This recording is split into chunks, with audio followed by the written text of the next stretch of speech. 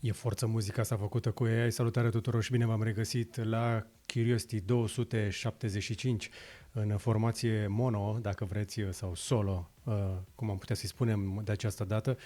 Sunt singur aici în studioul de acasă, pentru că Radu călătorește și la fel și eu. Astăzi avem o ediție cu noutăți din internet și tehnologie și o să evit subiectele la ordinea zilei, pentru că zilele astea se întâmplă o grămadă de nebunii de la o zi la alta. Așa că hai să trecem la lucrurile care ne interesează cu adevărat. Avem știri despre telefoane noi, unele mai subțiri ca niciodată, altele mai nebune ca niciodată. Avem niște chestii din AI care ne-au lăsat din nou gură cască. Avem vești din viitor și din spațiu, dar avem în sfârșit vestea cea mai importantă pentru toți cei care sperau că alchimia este adevărată. Putem face în sfârșit plumbul aur. Despre toate acestea vorbim în minutele care urmează, nu înainte însă de a ne bucura de lucrurile cu adevărat importante în viață, cum ar fi, spre exemplu, mema săptămânii. Și acum sper să-mi iasă bine, pentru că am făcut o scenă și hai să vă arăt câteva dintre chestiile cele mai ciudate pe care le-am găsit săptămâna asta. După cum știți, în weekend eu postez tâmpenii, chestii ciudate. Asta însă cred că merită toți banii.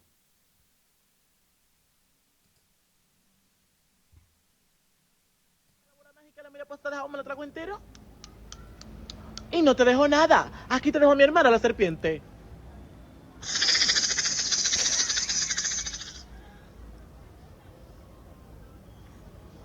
Juan, Juan, dámela, Juan. Te ando buscando para hacerte la rococada, la bola mágica, la mira pues te dejo, me lo trago entero? Nu, Y no te dejo nada. deci să opresc Aquí te dejo a mi chestia hermana, la asta, că e prea serpiente. mult. Așa face șarpele. Și mai am ceva tare. Am aici cea mai tare italiancă pe care am găsit-o pe internet și sunt alături de ea când zice chestia asta. Tocmai descoperă că iubitul ei i-a spălat aparatul de făcut cafea, moccacino, fii atent. Because that's how you clean things. No, that's not how you clean the mocha. You understand that this is you ruining my mocha. Oh my god, I don't even know what that thing is. How do What you does think it you have do? your coffee in the morning? I go to Starbucks maybe. I don't know. Oh, you use the mocha now. You ruined it for me.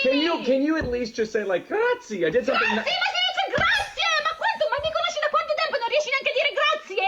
Grazie con la E alla fine, no grazie. Ok, chiar dacă e fake, e bună. Și mai am două mormântări foarte reușite, fiți atenți.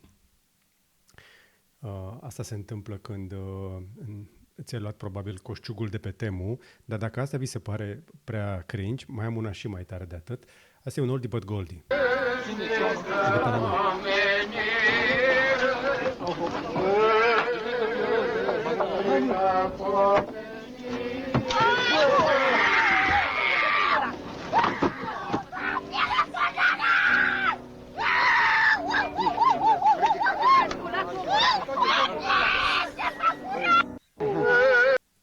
Asta e o mormântare balcanică. Și acum, eu sper să nu mormântăm democrația în weekendul ăsta, cel puțin nu în stilul nostru balcanic, așa că hai mai bine să dăm cu o dedicație muzicală de la Doc cu Fraxul Cui. Auzi, cât s-a făcut euro? Stai să verific cursul. Vin vremuri ciudate, tată, și n-o zice busul. Mi se pune junghiul fem, îmi verific pulsul. Nu mă sperie unghiul sem, cum mă sperie ursul. E totul pe dos, s-a dus în jos și susul. Când n-ai nimic de spus, e curios discursul. Unii cu construitul, alții cu distrusul. Nu pune întrebări la care nu-ți permis răspuns. Cu cine votez eu, cetățeanul turmentat? Că vreau Caragiale, buzunarul mare și umflat. Fraxul doctat, noi punem alarme, că barca nu se mișcă dacă nu dăm toți la rame. Vă las să ascultați toată melodia pe internet, este și pe Instagram, este și pe YouTube, este peste tot. Vă încurajez și eu ca duminică să faceți orice altceva decât să stați acasă, ieșiți la treabă că avem de lucru. Însă mai multe despre campania electorală o să vă dau la final, însă nu pot să nu vă arăt totuși încă două meme-uri înainte de a merge înainte. Ia uite cum se face plajă. Weekendul ăsta unii așa fac plajă. Astea sunt niște imagini din Odessa, dacă vine să credeți. Niște oameni care sunt blocați în casă, probabil nu pot să plece nicăieri, habar nu am. Și reușesc să facă plajă chiar și în niște condiții adverse, aș putea spune. Chiar nudism, cu puțin curaj. Nu recomand așa ceva, dar mie mi se pare foarte tare. Și mai am încă una. Asta iar și-am primit-o de la Lorena. De Lorena are gusturi foarte bune și ea la Instagram-uri și la Reel-uri de genul ăsta, acești crocs din care au ieșit degetele exact pe unde trebuia, mie mi se par perfecți. Ori a crescut domnișoara între timp, ori pur și simplu așa se poartă acum sandalele astea. Așa că sunt crocs, sunt o chestie din asta la crocs, așa, dar dacă vă place, de ce nu? Nu știu, sunt curios ce părere aveți voi despre moda asta nouă. Încerc să țin și eu pasul. Hai să mergem mai departe, că mai avem și câteva știri locale și internaționale care ne-au atras săptămâna asta. Atenția, uite, o rață a fost surprinsă de radarul poliției elvețiene în timp ce depășea viteză legală într-o localitate și deja la a doua aventură. Mie mi se pare că elvețienii ăștia sunt atât de buni la ce fac, încât tu știi tu cum arată poza asta. Rața se vede clar noaptea zburând cu peste 50 de km la oră, pa chiar mi se pare că face cu ochiul la cameră. Și nu este singura știre de genul ăsta, pentru că a mai fost prinsă încă una de genul ăsta și prin Germania recent. Dar hai să vedem și la câteva știri locale importante și asta ar fi de râs dacă n-ar fi de plâns. Un bărbat din Botoșani a sunat la 112 după ce i-a dispărut 1.000.000 de lei din cont. Și acum, chestia asta este o știre importantă, pentru că banii omului chiar i-au dispărut. Dacă studiezi un pic, afli că s-a folosit o tehnică destul de sofisticată de un scam care implică inclusiv spoofing. Și acum am zis cuvinte complicate, dar o să traduc în limba română. A fost sunat de cineva care s-a dat fiind de la bancă și a încercat să îl convingă să facă o tranzacție, să-i dea un cod. El a făcut chestia asta, după care a doua zi, fără să-i umble la bani, a doua zi cineva l-a sunat cu un număr spufat, adică cu un număr modificat, pentru că, da, poți să fii sunat de pe un anumit număr pe care tu să-l recunoști, dar să nu fie acel număr care te sună pe tine. În continuare, rețelele de la noi sunt vulnerabile la acest capitol. Puțină lume știe că operatorii de la noi încă nu au rezolvat problema asta din cauza anumitor slăbiciuni ale rețelei. Și atunci, omul ăsta a fost sunat de cineva care se dădea ca și cum ar fi de la bancă, l-a convins pentru a repara o anumită fraudă din contul lui să-i dea acces cu o aplicație prin care i-au văzut ecranul, un fel de AnyDesk, i-a intrat în cont și a mutat 1.000.000 de lei pe Revolut, pe un cont de Revolut. Acum, Revolut este iarăși o companie, nu e o companie de fintech, este o bancă, operează după regulile bancare și va trebui probabil ca banca de la care a fost fraudat omul împreună cu Revolut să facă o investigație. Problema care este că omul a făcut tranzacția din aplicația lui de mobile banking și el este răspunzător pentru tranzacția aia pentru că s-a autentificat biometric conform datelor băncii. Așadar, dacă vă sună cineva de la bancă și vă cere acces la contul vostru, nu-i dați, pentru că dacă el e de la bancă, el ar trebui să poată să vă vadă tranzacțiile fără să vă ceară date de logare sau să vă intre remote de pe calculator. Încep să aud din ce în ce mai multe țepe de genul ăsta și pe la noi și nu e prima dată când se întâmplă.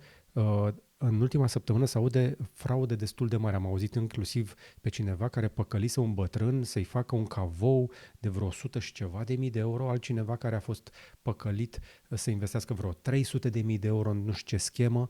Românii încep să aibă niște bani puși deoparte, strânși în ultima perioadă, în ultimii ani, și au apărut și hoți pentru acești bani. Iar mai încolo o să vă arăt și de ce trebuie să fiți mai atenți ca niciodată la lucrurile astea. Acum, mergem mai departe, că mai avem și alte știri. Cel mai important lucru care cred eu că s-a întâmplat din punct de vedere politic la noi săptămâna asta a fost interviul pe care a reușit să-l obțină Claudiu Pândaru după ce am avut, cel puțin până la momentul registrării mele, o singură dezbatere între cei doi contracandidați la prezidențiale la Euronews. Vreau să-i felicit pe cei de la Euronews, care s-au organizat în timp util și au făcut în aula magna la Politehnică, unde și noi am ținut Curiosity Summit deja de 2 ori, să facă o dezbatere bună. Felicitări, bravo lor. Din chestia asta au ieșit niște lucruri. Asta este una dintre care mie mi se pare dintre cele mai de impact. Dacă veți ajunge președinte, să-l numiți pe Călin Georgescu să încerce să formeze un guvern? Da. Este angajamentul pe care mi l-am luat față de români. Am avut nenumărate discuții, știm ce avem de făcut, dar trebuie să trecem peste o bornă care se cheamă 18 mai. Spuneați că îl veți... Probabil dacă urmăriți subiectul știți deja despre ce este vorba. Claudiu Pândaru a obținut de la George Simion o admiterea faptului că îl va numi prim-ministru pe Călin Georgescu și dacă va fi refuzat de 2 ori în Parlament, va dizolva Parlamentul și va duce la alegeri anticipate, ba chiar este pregătit să renunțe la scaunul de președinte pentru a-l pune în cele din urmă pe Călin Georgescu acolo. Așadar, avem alegeri în acest weekend, nu George Simion versus Nicușor Dan, ci Nicușor Dan versus Călin Georgescu, cel mai probabil, dacă George Simion se va ține de cuvânt, pentru că săptămâna asta el a confirmat că va merge la mai multe dezbateri, dar nu a reușit să ajungă, cel puțin până la momentul înregistrării mele încă o dată, decât la cea de la Euronews. Da, a mai fost și o tentativă de dezbatere la MCN, a mai fost și la Antena 3, a mai fost și prin alte locuri. Eu sper, încă o dată, sper ca până duminică să mai vedem măcar o dezbatere între cei 2 contracandidați care sunt oficial în cursă, ca să ne putem lămuri, astfel încât mai mulți oameni să se lămurească cu cine vor să voteze. Încă o dată, concluzia mea, opțiunea mea, cum văd eu aceste alegeri și care va fi opțiunea mea, am să vă spun mai spre final. Dar hai să vă mai arăt un pic o știre de săptămâna asta. A fost un cutremur destul de serios, spre exemplu în Creta, unde am fost recent, și s-au crăpat drumurile pe acolo și s-au stricat lucrurile. Zona asta de Mediterana și în jurul Greciei și Turcia a fost scuturată în ultima perioadă de mai multe cutremure, iar specialiștii spun că s-ar putea să mai vedem și altele. Uite cum au arătat drumurile după aceste cutremure, care s-au resimțit și în țările din regiune. A fi fost pentru că s-a dus acolo Trump în zonă, care a fost săptămâna asta într-o vizită de mare, mare succes în Orientul Mijlociu. Dar hai să mă întorc un pic la subiectul ăsta, că uite, am găsit și online, nu. Hai să vedem un pic de ce nu s-a dus însă George Simion la dezbaterea de la MCN. Hai mă, hai. Spănac.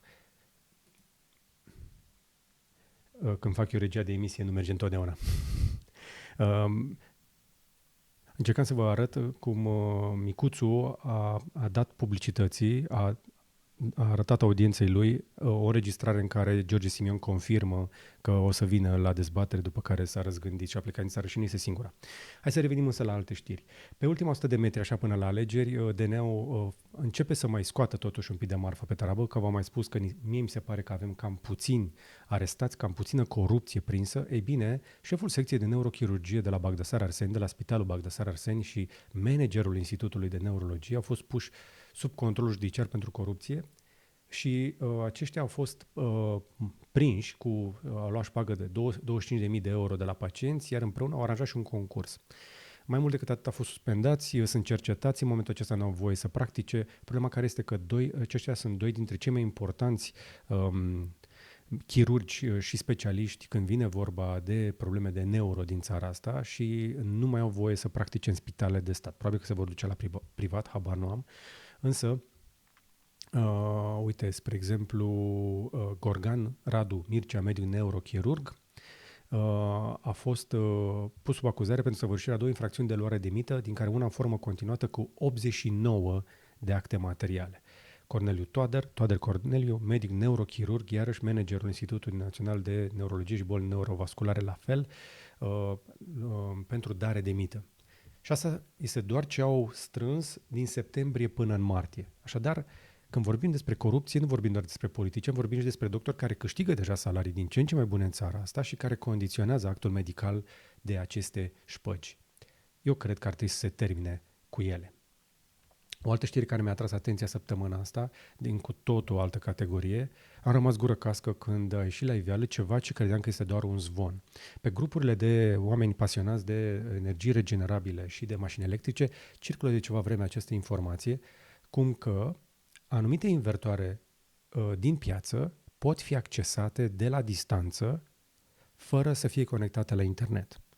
Prima oară am zis că e fake, n-are cum să fie adevărat, după care am început să mai întreb și mi-au confirmat oameni din această industrie care au zis, noi atragem atenția asupra acestei chestii de mai multă vreme, nu știu cum de s-au sesizat abia acum instituțiile.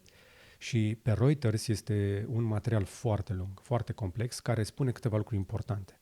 Că în interiorul unor invertoare solare, adică scula dintre panourile fotovoltaice și rețea în care curentul se transformă din curent continuu de la fotovoltaice în trifazic sau monofazat, în curent alternativ, acolo, în aparatul acela, există anumite echipamente de comunicații care nu sunt înregistrate și nu sunt comunicate către cei care le cumpără, iar Statele Unite spun că nu doar că le-au descoperit, ci că continuă să le evalueze chestia asta și au interzis mai multor, în general instituțiilor publice și mai multor instituții și recomandă inclusiv particularilor să nu cumpere genul acesta de invertoare și nu numai. Se vorbește aici inclusiv despre partea de baterii, uite aici, se vorbește inclusiv despre ceatele, BYD, Envision Energy, EVE, Hitium, Gotium și indirect se vorbește, din câte înțeleg, despre Huawei pe partea de invertoare fotovoltaice, care deține în momentul ăsta aproximativ aproape o treime, 29% dacă nu greșesc, din piața globală de invertoare. Practic, sunt șanse mari că dacă ți-ai pus fotovoltaice în țara asta și ai vrut prețul cel mai bun, să ai un astfel de invertor. Iar o știre care a ajuns la mine, și din nou, nu o pot confirma 100%, dar ce auzisem eu inițial era că cineva a apelat la un amic pentru a putea să-i facă o setare la invertor și ăla a reușit să intre remote, deși o persoană respectivă nu i-a dat decât seria aparatului, nu i-a dat niciun fel de alt acces de la distanță. Asta înseamnă că există în multe echipamente așadar de fotovoltaice, de baterii, dar și din mașini electrice și alte asemenea, cu cât sunt mai noi, încep să aibă echipamente de comunicații, sunt conectate într-un fel sau altul, sună acasă sau pot fi apelate. Și asta este bine pe de-o parte, pentru că pot primi update-uri over the air, pot fi setate, pot fi depanate, pot fi reglate. Din informațiile mele însă, genul de reglaj care poate fi făcut pe aceste invertoare este destul de profund. Ce înseamnă asta? Invertoarele nu doar fac din fotovoltaice electricitate și o trimit către rețea, ele mai fac o chestie importantă. Pot să-și regleze tensiunea. Poți să le dai on-off, dar poți să le reglezi tensiunea. Asta înseamnă că poți să ridici voltajul, în limbaj mai simplu. Practic, dacă tu vrei să împingi curent în rețea și tensiunea în rețea este 220 de volți, tu va trebui să ridici la 223, 225, 230.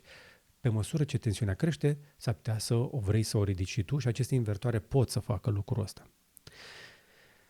Iar chestia asta este o problemă pentru că anumite invertoare pot să ridice manual tensiunea peste pragul de sus pe care îl poate accepta rețeaua. La un moment dat rețeaua însă le va respinge și le va da afară. Ce se poate întâmpla? Care este scenariul acela pe care nu ni-l dorim să se întâmple? Sperietoarea, pentru că am văzut recent în Spania un astfel de scenariu. Există situații în care mai multe invertoare solare, dacă funcționează greșit sau sunt manipulate defectuos, pot duce la o blocare a rețelei. Și se speculează, este doar o speculație, că din cauza unei funcționări defectuoase sau unor manevre în rețea, rețeaua spaniolă ar fi fost afectată așadar de zona de regenerabile. Nici până astăzi toată investigația nu este finalizată, dar pe mine mă preocupă această știre pentru că va trebui lămurită, iar producătorii care vând astfel de echipamente vor trebui să comunice transparent ce fel de echipamente de comunicație au în ele către clienți, pentru că este foarte rău și este foarte periculos. În cazul în care cineva chiar poate să acceseze aceste lucruri de la distanță, la cât de mult sabotaj am avut în Europa, spre exemplu, în ultima perioadă dinspre partea rusă, polonezii au acuzat de sabotaj, suedezii, britanicii și alți asemenea, cum ar fi ca niște hackeri ruși să acceseze de la distanță invertoarele din Europa și să creeze niște power surges, niște pene de curent doar manipulând invertoarele. Avem nevoie de electricitate, dar avem nevoie și de mai multă securitate cibernetică și de aceea chestia asta pe mine mă preocupă în mod special. O altă știre importantă de săptămâna asta, o trec la știri, să zicem așa, internaționale, vine de la Microsoft, care anunță că va concedia 6.000 de oameni. Poate vi se pare mult, este doar 3% însă din toată forța lor de muncă, însă vestea care pe mine mă preocupă din ce aud aici este că 2000 de oameni vin din birourile lor din Redmond, unde lucrează și ceva români. Acolo este, să zicem așa, orașul de casă. Practic e un orășel într-un oraș lângă Seattle, unde Microsoft are sediul central. 2000 de oameni vor pleca de acolo și ceilalți din restul organizației. Ei spun totuși că nu ar fi probleme financiare acolo, mai ales că acțiunile companiei au crescut. Uite, vezi, la momentul înregistrării mele chiar au crescut sensibil, inclusiv after hours. Hai să ne uităm un pic cum arată acțiunile. Ia. Uite, cum arată. După anunț, acțiunile au crescut, semn că compania are, are venituri sănătoase, are o rată bună de creștere. Uite, așa arată ultima lună, ultimele 3 luni, ultimele 6 luni. Microsoft călărește bine valul AI, este, am mai spus, finanțatorul principal al celor de la OpenAI, are o valoare mare acolo și chiar dacă Bill Gates a anunțat săptămâna asta că o să-și doneze 99% din avere, tot rămâne miliardar de pe urma acestei companii. Adică Microsoft rămâne un gigant și la propriu și la figurat. Însă, sunt concedierile de la Microsoft ceva care ar trebui să ne preocupe? Eu cred că da. Și m-am uitat un pic pe layoffs.fyi, pe care îl mai urmăresc pentru chestia asta și uite că deja apar concedierile de la Microsoft aici, cele 6.000. Mai sunt însă și alte companii care concediază, uite, mai recunosc CrowdStrike, Genwise, Deep Instinct, sunt unele companii care se închid cu totul, uite cum e Beam, Log9, Tomorrow, însă, dacă te uiți un pic pe grafice, lucrurile nu par chiar atât de rele. La capitolul layoffs, așa arată, spre exemplu, anul trecut și așa arată anul ăsta. Practic, concedierile au mai avut niște spike-uri în aprilie, dar overall sunt sub control. Mai sunt și cele făcute, apropo de cei de la DOGE, Departamentul de Eficiență Guvernamentală, faimosul DOGE din Statele Unite. Însă, uite, cam așa arată, spre exemplu, în 2020 aproape nimeni nu concedia, în 2021 se angaja, într-o nebunie nu găsea oameni, dar din 2022 până la sfârșitul lui 2023 am avut o perioadă în care companiile și-au cam făcut un pic de curățenie, după care lucrurile s-au mai așezat și suntem așadar într-o perioadă destul de bună.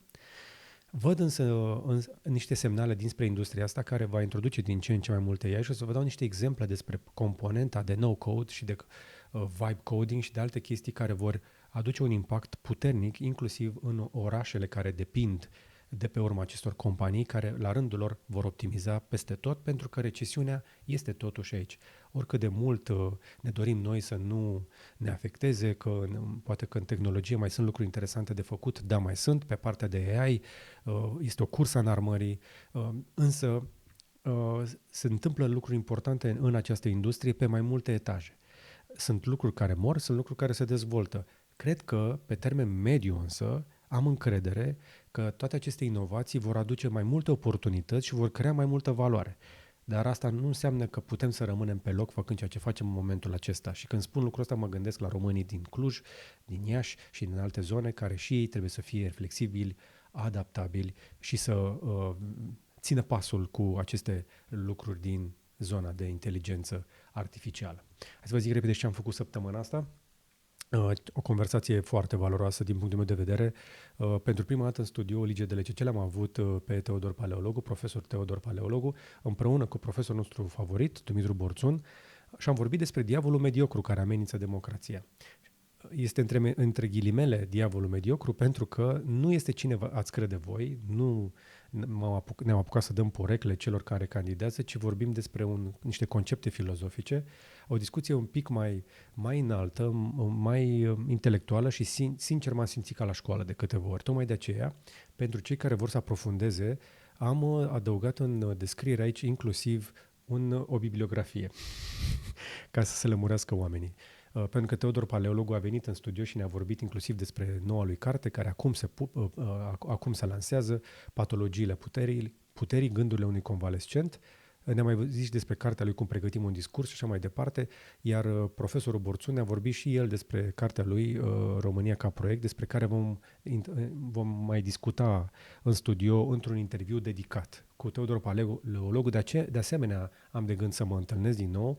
Am dorit însă ca în această săptămână, în locul unei tentative de dezbatere, am fost conștient că nu are rost să mă agit, am refuzat orice fel de bani de la politicieni, orice fel de presiune, orice fel de idei, orice fel de recomandări. Am preferat să merg și să stau de vorbă cu niște oameni care să-mi aducă un pic de claritate. Și îți recomand această discuție, care cred eu că o să aducă un pic de claritate și să poți să-ți faci propria ta evaluare în cele din urmă, deși cei doi sunt destul de fermi în concluziile lor și cred că la sfârșit, după ce o să vezi, o să înțelegi și de ce spun lucrurile astea. Din nou, sunt opiniile lor, dar sunt oameni cu școală, sunt profesori și cred eu că au ceva important de spus pentru fiecare dintre noi.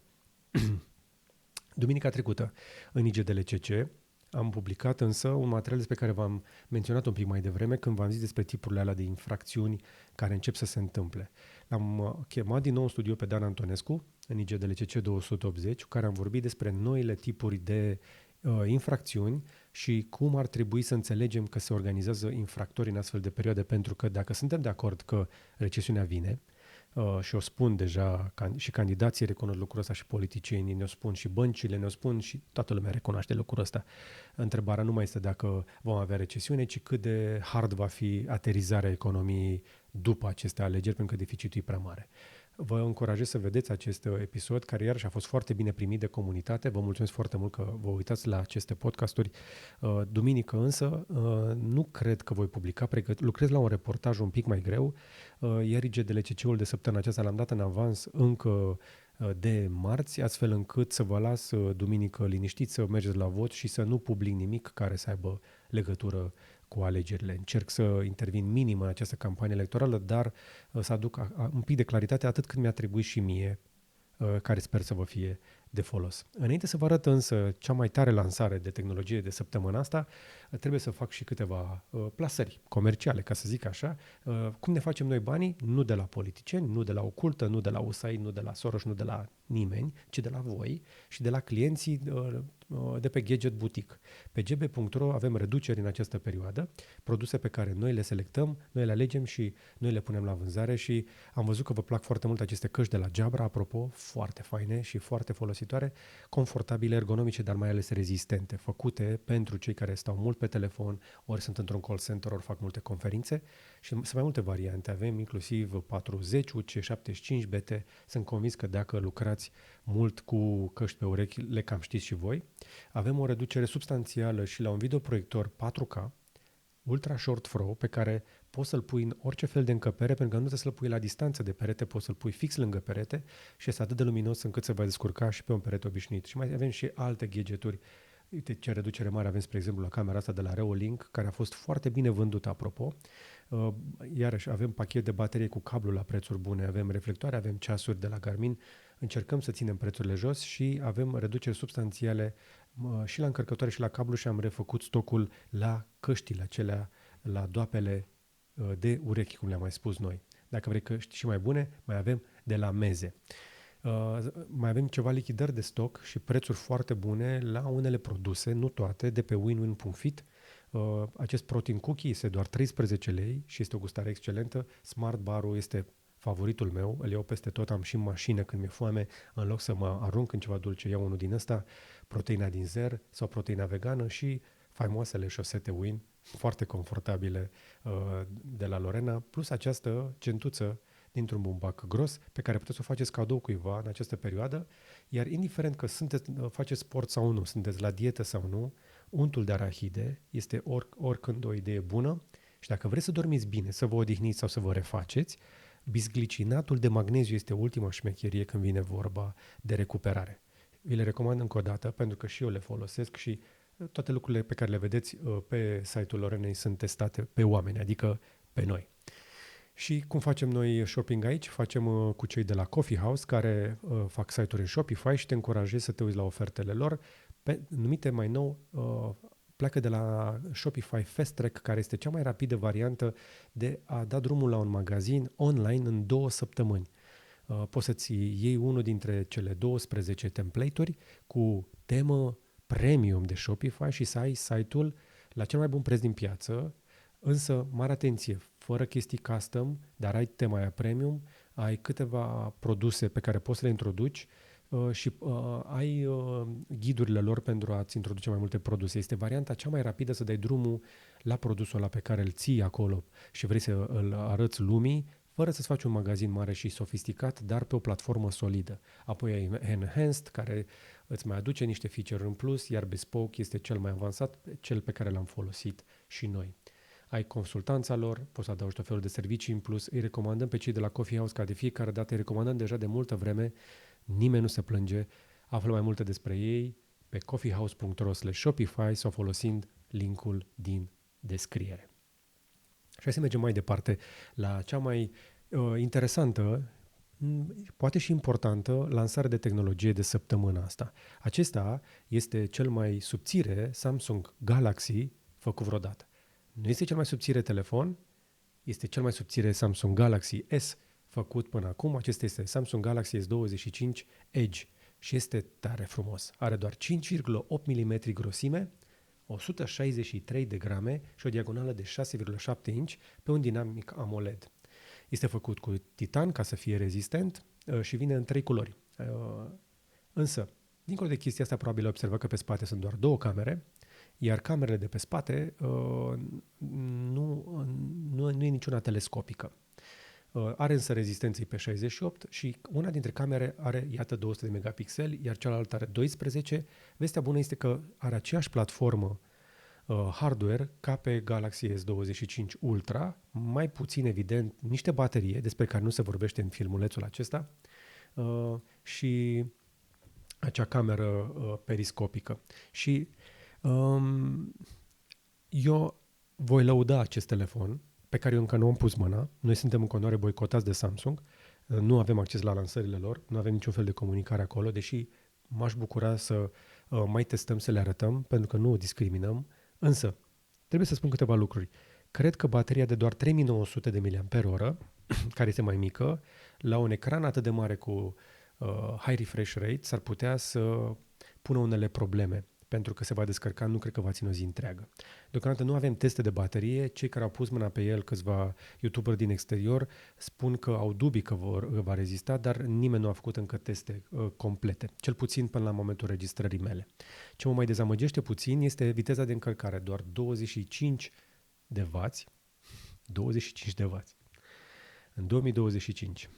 E dezamăgitor pentru un flagship să ia atât de puțin, mai ales că s-ar putea să-l încarci un pic mai des din cauza bateriei mici. Dar Android 15, One UI 7 și un preț de plecare de la 1100 de euro, aproximativ 1250 de euro să vină pentru 256 de giga și astfel stă între S25 Plus și S25 Ultra.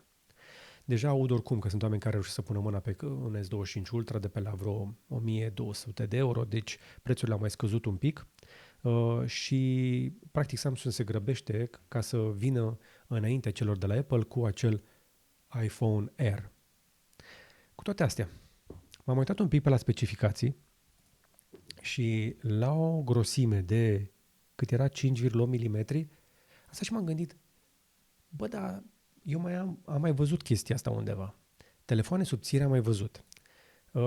Și mi-am adus aminte că acum 10 ani, în 2014, 11 ani, cei de la Allview lansau în România cel mai subțire telefon din lume. Pe vremea aceea ei colaborau cu o marcă chinezească, se numea Jone, și lansau acest Allview X2 Soul. Voi știți ce grosime avea acest X2 Soul pe vremea aia? Pentru că eu încă l-am în studio, într-un sertar, țin de el pentru că mi se pare în continuare o bijuterie din punct de vedere hardware. Telefonul ăla pe care îl vedeți acolo la eveniment, nu găsesc review la mine, nu știu ce am făcut cu el de pe YouTube, are doar 5,55 mm. Și la momentul respectiv am aflat de la cei de la Allview, stând de vorbă despre procesul de fabricație, că mai subțire de atât devine greu să faci un telefon. Ei bine, asta spune și Samsung, că e greu, trebuie să folosești titan, trebuie să faci chestii, bă, nu e chiar așa. Pentru că, după aia, mi-am adus aminte, bă, stai puțin, ce telefon folosesc eu zilele astea? Acest Magic V3 are sub 5 mm. Ce vezi aici este un telefon, dacă te uiți, dacă ai văzut review-ul meu cu Magic V3, ăsta este un telefon care închis are sub 1 cm, are fiecare latură de vreo 4,8 mm și, guess what, are inclusiv cameră cu periscop. Deci putem să facem telefoane pliabile și cu cameră periscopică, pentru că bateriile acestea silicon carbon de la cei de la Honor încap în telefoane de sub 5 mm. Asta este limitarea principală a celor de la Samsung, bateria în acest caz, și aparent nu au trecut încă la silicon carbon pentru a putea face telefoanele mai subțiri. Speculez în momentul ăsta, dar sunt tare curios însă că dacă tot au furat startul, poate cei de la Apple să treacă pe noua tehnologie de baterii și să facă acel iPhone Air cu adevărat subțire, poate chiar mai subțire decât S25 Edge, deși la cum știu pe cei de la Samsung sunt bine informați și vor regala sau chiar bate la specificațiile hardware, cel puțin iPhone-ul. Tocmai de aceea am pus speranțele că cei de la Honor o să vină acum și o să ne arate un telefon cu cameră periscopică sub 5 mm. Nu am informații din interior, dar eu așa aș face dacă aș fi în locul lor, pentru că au demonstrat că pot face telefoane subțiri deja de anul trecut, mai subțiri decât toată lumea și care rezistă. Adică telefonul ăsta fără husă, eu îl forjez. Îl arăt atât de des deja, de zici că sunt ambasadorul Honor, nu sunt. Ăsta este telefonul meu și așa arată, după ce am fost cu el și pe munte și la frig și la zăpadă, l-am scăpat și pe jos, am fost cu el și în Africa și peste tot unde am umblat. Bun, hai să mergem mai departe, că mai avem noutăți. Dacă tot vorbim despre telefoane cu Android, hai să vorbim despre noul Material 3 Expressive, care a fost licuit inițial de cei de la Google, după care a fost făcut inclusiv, în sfârșit, oficial și arată cam așa. Mai multe culori, mai multe șanse de câștig, însă cei de la Google intenționează să facă toată interfața mai fluidă, dar mai personalizabilă, mai colorată, însă să răspundă mai rapid. Dacă repete experiența de utilizare de pe telefoanele, de pe device-urile Pixel, eu cred că este o veste bună pentru noi toți, pentru că avem nevoie și merităm niște Androide care se miște foarte fluid. În continuare, partea de software poate fi îmbunătățită pentru că procesoarele sunt extrem de potente. N-ai nimic ce să le reproșezi. Cei de la Google spun că au lucrat cu 18.000 de participanți de la care au colectat date și feedback și cam așa ar trebui așadar să arate noul Android, cel puțin din punct de vedere estetic. Ziceți-mi dacă vă place, mai ajung la comentarii și dacă vă mai pasă ce versiune de Android aveți și ce skin mai puneți peste ea. Mie mi se pare că mai nou producătorii nu se bat neapărat la performanță, ci la power saving. Se taie la procese și se pun în background și se limitează aplicații pe telefoanele astea ca să țină bateria, ceva ca la balamuc. Hai să mergem mai departe la cei de la TikTok, care săptămâna aceasta au lansat o chestie care era deja disponibilă pe tot felul de aplicații, care se numește AI Alive. Eu sincer am încercat să o folosesc, ar trebui să o găsești când deschizi, când apeși pe plus și te duci la story și să poți să transformi o poză într-un video. Pur și simplu. Cam cum arată, dacă dai căutare cu AI Alive pe TikTok, o să găsești câteva exemple. Asta este, spre exemplu, CEO care a dat un exemplu, a luat o poză veche de familie, și a animat-o. Practic, în momentul ăsta poți să iei o poză și să o animezi. Uite, spre exemplu, cum fac eu să opresc eu muzica de la tine? Nu mai cânta aici ca să nu am probleme. Dar vă dau câteva exemple. Uite, spre exemplu, poți să iei o poză făcută cu AI pe care tot AI-ul apoi să-i dea un pic de animație. Poți să iei orice fel de selfie, oricât de puțin reușit și să creezi o animație de câteva secunde, astfel încât, în loc să pui un story, doar o fotografie, să ai un video un pic îmbunătățit. Adică orice îți trece prin minte. Uite o poză veche de familie din secolul trecut, dar aplicația pe care practic o bate în momentul acesta sau o înlocuiește sau, nu știu, o va masacra TikTok, se numește Filter AI și este doar una dintre aplicațiile care se promovau cu această funcție de a da viață pozelor tale, lucru pe care o să ți-l arăt un pic mai încolo că poți să-l faci deja și tu, nu doar să-ți faci o caricatură. Avem vești noi și bune și de la Google, care în sfârșit ascultă și eu cred că Google va ieși cât de curând din faza aia cu baby steps și va deveni mult mai agresivă pe partea de AI, unde au niște unelte foarte bune, doar că oamenilor încă nu le sunt recomandate suficient de activ. Nu zic să le bagi pe gât, dar zic să le recomanzi un pic mai activ. La ce mă refer? Când intri acum pe Google, o să vezi chestia asta. Ai Google Search și I'm feeling lucky. Ei bine, acest I'm feeling lucky se pregătește să apună, pentru că dacă scrii, spre exemplu, nu știu, tortilla, how to. Așa. Și dacă îi dau I'm feeling lucky, mă trimite pe o altă pagină unde deja am o rețetă. Asta face I'm Feeling Lucky, te trimite direct pe site-ul care scorează cel mai bine. E bine, cei de la Google se pare că testează și cei de la The Verge au descoperit chestia asta, că în loc de I'm Feeling Lucky o să apară acest AI mode. Practic vor integra un pic mai activ Gemini. De ce nu vedem înlocuirea barei de căutare cu Gemini? Evident, businessul de ad-uri, de publicitate, cel mai mare money maker pentru Google, și faptul că orice căutare cu AI costă din punct de vedere al resurselor și al energiei și al data centerelor de 10 ori mai mult.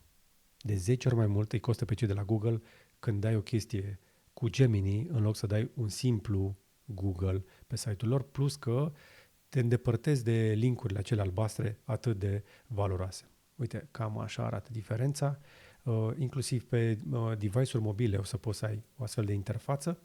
Așa arată pe desktop și apoi se va transforma în acest AI mode. Ia uite-l. Așadar, testându-l, cei de la Google l-au scăpat puțin in the wild, probabil ca să și testeze reacțiile oamenilor. Și eu sunt tare curios cât de agresiv vor da drumul la lucrul ăsta, pentru că, încă o dată, Gemini mie mi se pare că este din ce în ce mai bun. Însă, Gemini face o grămadă de chestii și mai nou face și video. Și am încercat eu să fac un video aici cu VEO. Numai că nu vrea să mi-l dea. Așa că încerc eu... Ia să vedem. Așa arată, apropo, chiar istoricul meu.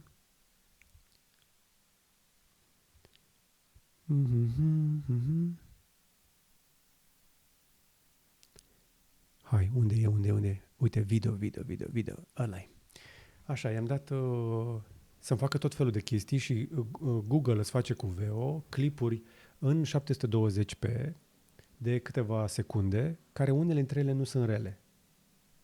Mă, că acum nu mi le încarcă. Hai, încarcă-mi-le, dă-mi-le. Hai că vreau să arăt oamenilor. I-am, spre exemplu, să-mi facă niște călușari care dansează pe lună, lângă naveta Apollo, care a aterizat acolo, apoi un cioban care a ajuns pe Marte, o petrecere la un club din Gara de Nord. Eu încă aștept să se încarce. Ce vă spuneam mai devreme de partea de consum de energie și de resurse, se întâmplă uneori ca multe din chestiile pe care le-am făcut, le-am în istoric sau le-am dat căutare să nu funcționeze în momentul ăla. Cu cât e mai mare rata de utilizare în alte părți, cu atât serverele încep să gâfâie pentru că nu sunt toate deservite local și din câte îmi dau seama, Gemini are ceva servere în Europa, dar nu are de ajuns. Nu vă pot arăta filmulețele în momentul ăsta, pur și simplu. Îl las să mai încarce și mai revin la el un pic mai încolo. Dar vă încurajez, dacă aveți abonament de Gemini Advanced, eu am, să folosiți acest VO2, dar mai sunt și aceste modele Flash Preview, însă cel mai tare este 2.5 Pro, cu care poți face inclusiv partea de Deep Research și am făcut pe Deep Research niște chestii foarte tare. Foarte, foarte tare. Ia uite, spre exemplu...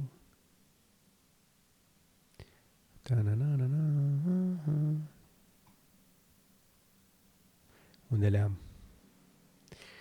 le-am? Plan de cercetare. Ce am dat să cerceteze? Uite, spre exemplu, am vrut să-mi scoată niște chestii, niște idei și o bibliografie, spre exemplu, dintr-un podcast de la cineva și mi l-a cercetat. Face multe chestii. Cred că pentru Gemini ar trebui să las o ediție dedicată numai de așa ceva și să vă fac un tutorial, pentru că, încă o dată, mie mi se pare că în momentul acesta Google are ceva foarte tare. Nu sunt plătit, n-am colaborare, deși nu m-ar deranja niște credite ca să folosesc, să forjez mai mult algoritmul ăsta, LLM-ul acela, Gemini, în spate și pentru alte chestii. Dar mi se pare că sunt foarte tari, sunt destul de avansați și o să vedem cât de curând mai mulți agenți, că v-am arătat săptămâna trecută, spre exemplu, Manus. Pe partea însă de audio, iară se mai întâmplă chestii importante, spre exemplu cei de la Audible, care au cel mai mare catalog și sunt serviciul cel mai mare de audiobook-uri de pe planetă, fac și ei inevitabilul și încep să ofere voci cu AI pentru nararea audiobook-urilor. Așadar, dacă ești suficient de întreprinzător, dar și de leneș, însă ai un pic de creativitate și poți să scrii o carte tu sau cu ajutorul tehnologiei sau altcuiva sau cu nu știu ce GPT. După aceea, cartea pe care tu o scrii poate fi narată de niște voci care să sune precum cele de pe Audible. Practic, ei spun așa că sunt mulți oameni care nu au acces la voci profesionale și ca să le dai ocazia oamenilor să genereze mai multe cărți audio de pe urma muncilor, vor putea face lucrul acesta. Unele dintre voci, totuși, există voci foarte celebre, apropo, pe Audible. Una dintre ele este R.C. Bray, nu vreau să-l botez, pe care eu l-am auzit deja în mai mult de 18 cărți. Eu, spre exemplu, așa vă arăt în momentul ăsta library-ul pe YouTube, dacă vă uitați cu video.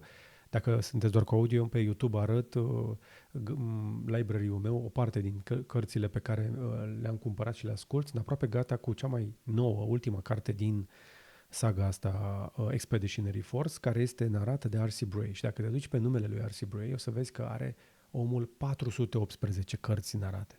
Este unul dintre cei mai prolifici, dar și dintre cei mai buni. Are o voce excelentă omul acesta. Poate vă dau măcar un sample. Să dau un play un pic. Poate puteți să auzi un pic. Due to stellar drift, those stars have traveled far from where the vortexes were set up. Okay. Nu vă dau mai mult că nu vreau să am probleme de copyright, dar vocea este foarte bună. Asta e pentru cei care ascultă în engleză. Așadar, obișnuiește-te să auzi din ce în ce mai multe cărți narate de voci cu AI, care încep să fie din ce în ce mai bune. Atât de bune încât, spre exemplu, și melodiile pe care o să le auzi făcute cu AI încep să devină din ce în ce mai bune. Mă jucam în redacție la birou săptămâna asta cu fetele și am făcut unei colegi o melodie, inclusiv am generat versuri, le-am băgat acolo și le-a cântat în limba română. Deci poți să faci inclusiv melodii în limba română, spre exemplu pe Suno, că melodia de la început era fix de pe suno.com, de care v-am mai povestit. Și apropo de chestia asta, dacă toți sunt aici, mă întorc la cei de la Google care au acest serviciu Notebook LM și pe Notebook LM poți să creezi tu un podcast din orice fel de sursă, oricât e de complicată. Dacă este greu să înveți citind, încarcă-ți PDF-urile aici, inclusiv în limba română, și le vei transforma în podcasturi pe care să le asculți. Acum, unii dintre cei mai întreprinzători probabil se vor gândi că poți să te apuci să faci podcasturi pe care să le exporți audio și să le publici online și să îți mai creezi un revenue stream din chestia asta. Și sunt convins că sunt oameni care deja o fac. Adică să faci podcasturi pe bandă și până la urmă unul dintre ele să aibă succes. Eu nu te-aș încuraja să faci chestia asta. Eu cred că pe termen mediu și lung vor câștiga doar creatorii care rămân originali și rămân umani. Da, AI-ul este în stare de foarte multe chestii, dar oamenii, odată ce vor descoperi că în spatele unui produs nu este un om real și că ăla care vorbește acolo nu este el, s-ar putea să dea tune out. Și când pleacă, s-ar putea să nu se mai întoarcă deloc. Încearcă să rămâi autentic. Această autenticitate este foarte, foarte valoroasă când vine vorba de content.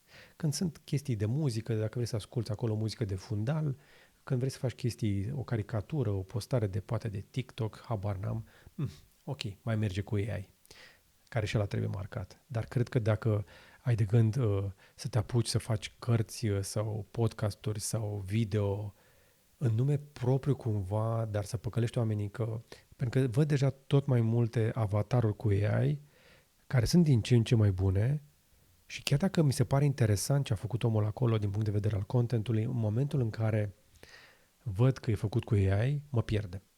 Pentru că oamenii vor urmări alți oameni. Pentru AI am și eu, dacă vreau să-mi caut știri sau alte resurse. Hai să mergem mai departe, că mai am știri. Am o știre care îmi dă un pic de speranță, de care am auzit-o circulând și pe care am început să sap un pic. Această aplicație FaceAge, pe care nu o găsești să o descarci, este un proiect de cercetare pe care poți să-l folosești, dar nu poți să-l descarci ca aplicație. Și hai să te spun un pic despre ce este vorba. Vorbim despre niște cercetători care s-au gândit așa că ar fi o idee bună să încerce să extrapoleze vârsta biologică a unei persoane pe baza unui selfie.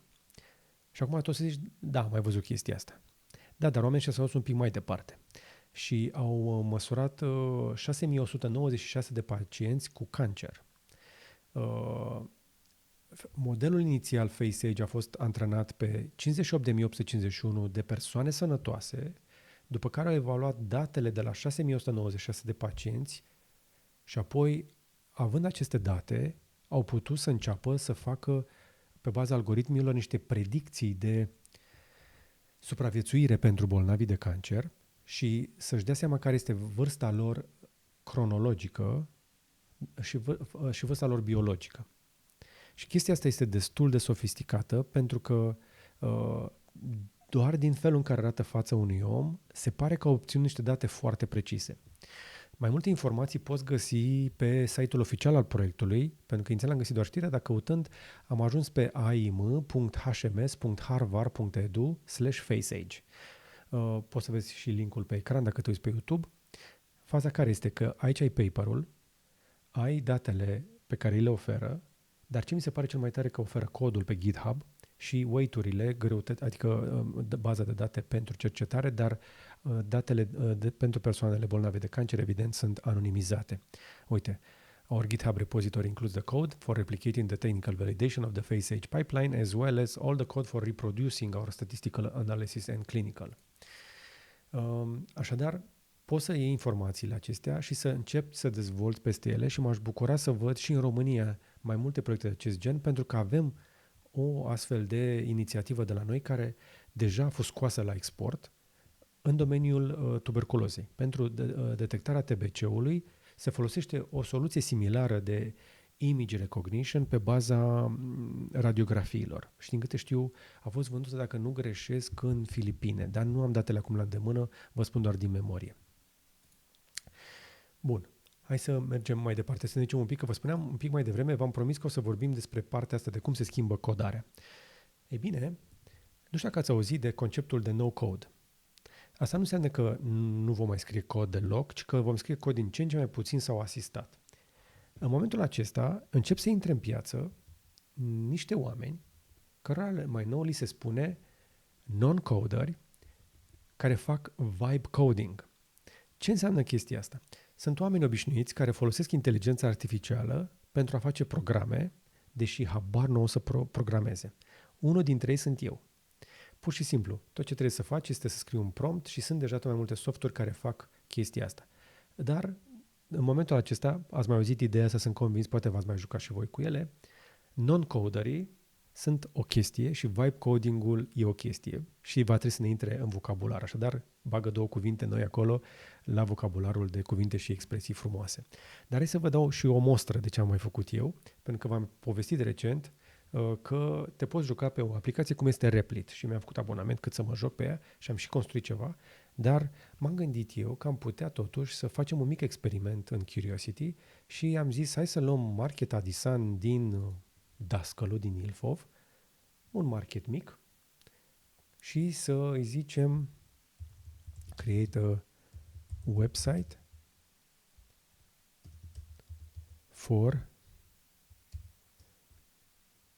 from Dascălu, Ilfov. Hai să vedem ce facem. Și am dat start building și în momentul acesta Replit, fără să scriu cod deloc, se apucă să facă un website. Asta este o chestie banală, este în stare să facă și aplicații. Dar până lucrează, în momentul acesta agentul, vedeți că se gândește, este un agent, pentru că nu face doar să scrie niște cod, începe să asambleze, își pune întrebări, face greșeli, le repară și se întoarce. Eu cred că oameni care au un pic de idei și un pic de spirit întreprinzător pot deja să înceapă să umble și am văzut un exemplu, spre exemplu, din state, de la un tip care, uite, Market Adisan perfect, i-am dat ok pe planul lui și deja o să-mi facă inclusiv un preview în curând pentru acest site făcut de la zero. Nu am atins niciun buton, doar i-am spus ce vreau să fac. Cred că pur și simplu dacă ești tânăr, ești în liceu, vrei să faci niște bani în plus, du-te la business-urile mici din localitatea ta, îți faci un abonament pe Replit și te duci și le arăți direct un site făcut aici, pe care poți să-l deschizi de pe laptop sau chiar de pe telefon. Și uite cum arată, spre exemplu, în momentul acesta e aproape gata, încă lucrează la el, o să pot să-i dau run. îmi generează și niște imagini.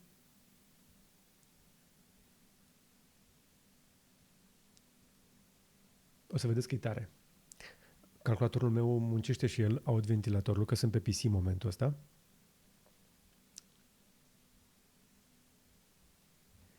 Și mi-a creat deja un site. Practic, un one-pager, mai mult decât suficient, pe care, dacă îmi pun eu mintea, preview, cam așa arată.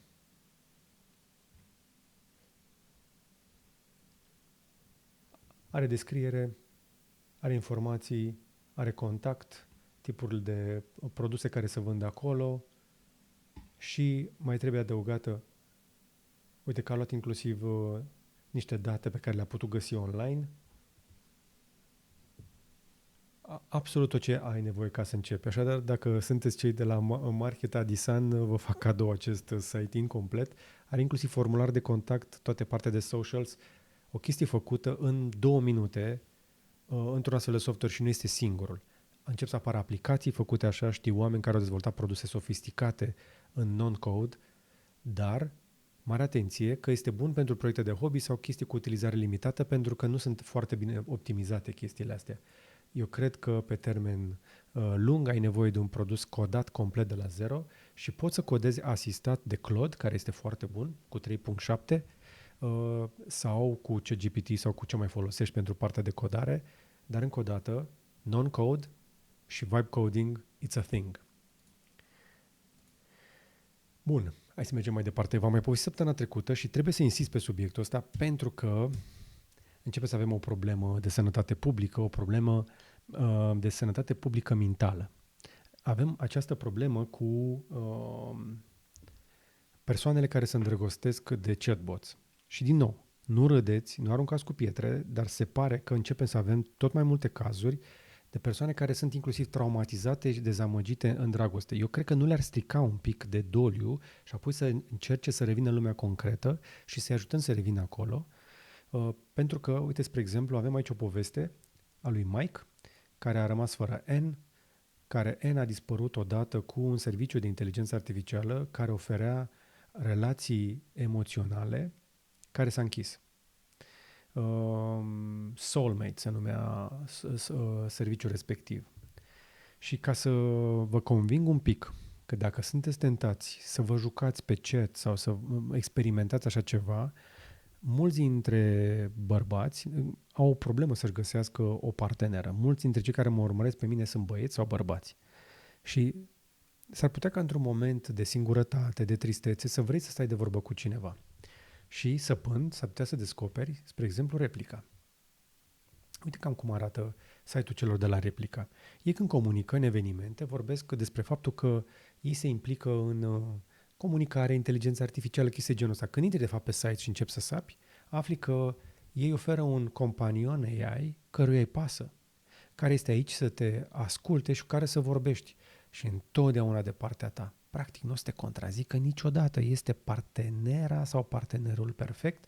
Ai aplicații de iOS, de Android, dar și de Oculus, pentru că ei te încurajează nu doar să creezi o relație, ci să iei replica cu tine și să-i arăți lumea în AR.